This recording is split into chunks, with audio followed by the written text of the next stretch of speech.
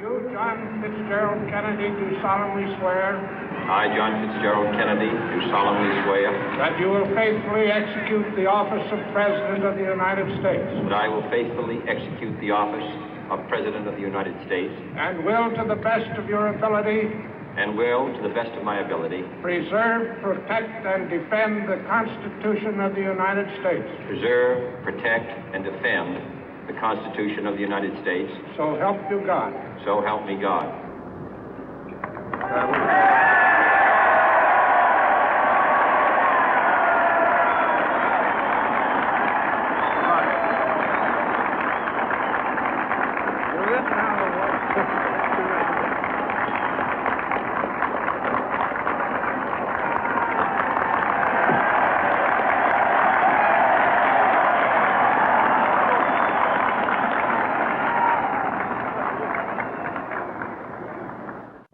Vice President Johnson, Mr. Speaker, Mr. Chief Justice, President Eisenhower, Vice President Nixon, President Truman, Reverend clergy, fellow citizens.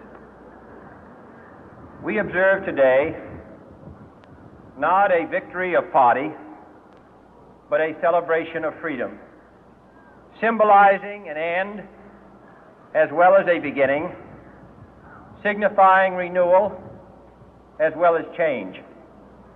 For I have sworn before you and Almighty God the same solemn oath our forebears prescribed nearly a century and 3/4 ago. The world is very different now, for man holds in his mortal hands the power to abolish all forms of human poverty and all forms of human life. And yet the same revolutionary beliefs for which our forebears fought are still at issue around the globe. The belief that the rights of man come not from the generosity of the state, but from the hand of God. We dare not forget today that we are the heirs of that first revolution. Let the word go forth from this time and place to friend and foe alike that the torch has been passed to a new generation of Americans born in this century, tempered by war, disciplined by a hard and bitter peace, proud of our ancient heritage, and unwilling to witness or permit the slow undoing of those human rights to which this nation has always been committed and to which we are committed today at home and around the world.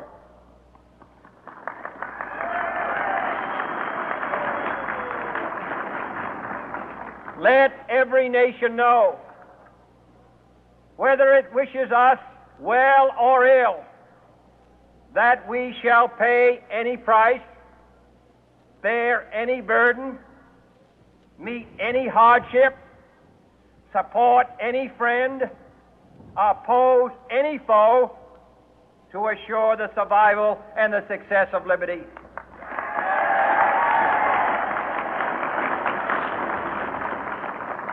This much we pledge and more.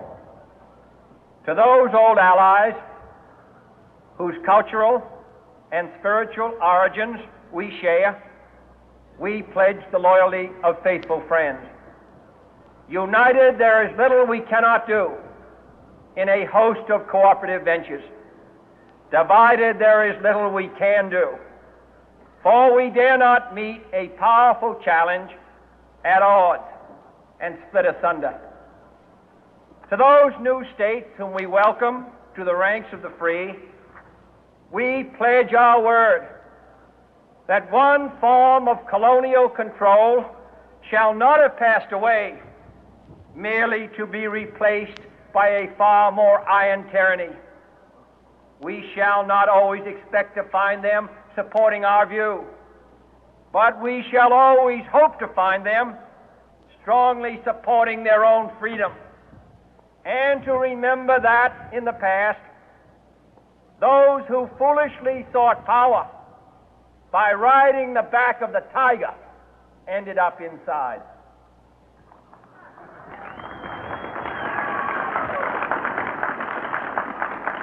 To those people in the huts and villages of half the globe struggling to break the bonds of mass misery, we pledge our best efforts to help them help themselves for whatever period is required, not because the communists may be doing it, not because we seek their votes, but because it is right. If a free society cannot help the many who are poor, it cannot save the few who are rich.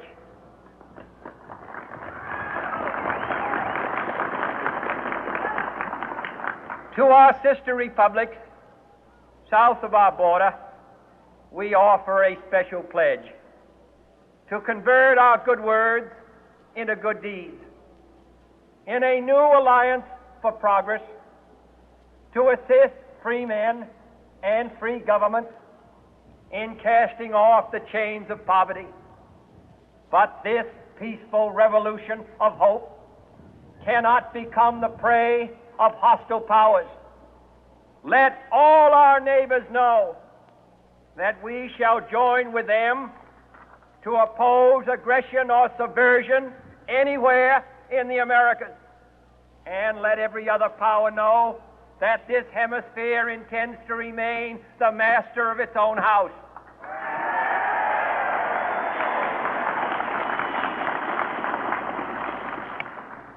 To that World Assembly of Sovereign States, the United Nations, our last best hope, in an age where the instruments of war have far outpaced the instruments of peace, we renew our pledge of support to prevent it from becoming merely a forum for invective, to strengthen its shield of the new and the weak, and to enlarge the area in which its writ may run.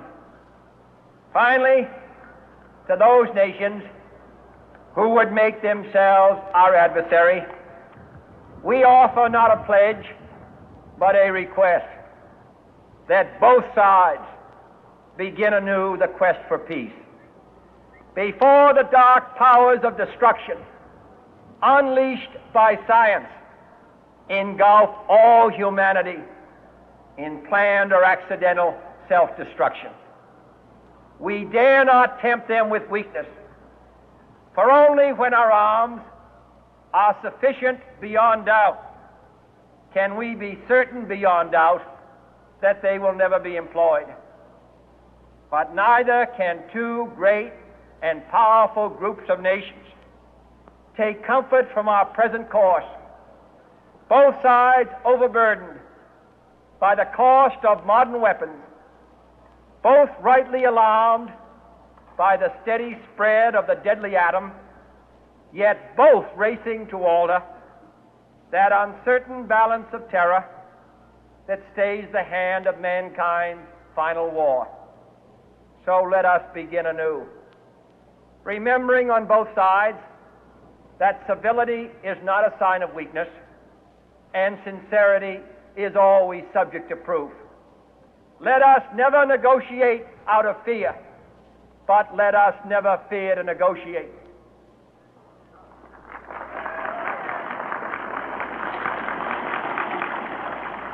Let both sides explore what problems unite us, instead of belaboring those problems which divide us.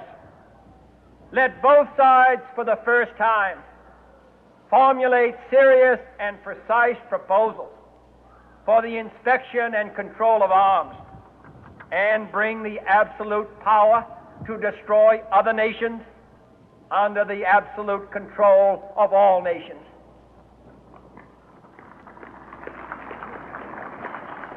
Let both sides seek to invoke the wonders of science instead of its terrors.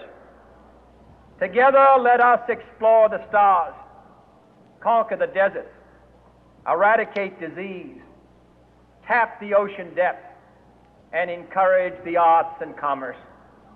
Let both sides unite to heed in all corners of the earth the command of Isaiah to undo the heavy burden and let the oppressed go free. And if a beachhead of cooperation may push back the jungle of suspicion, let both sides join in creating a new endeavor, not a new balance of power, but a new world of law, where the strong are just and the weak secure and the peace preserved. All this will not be finished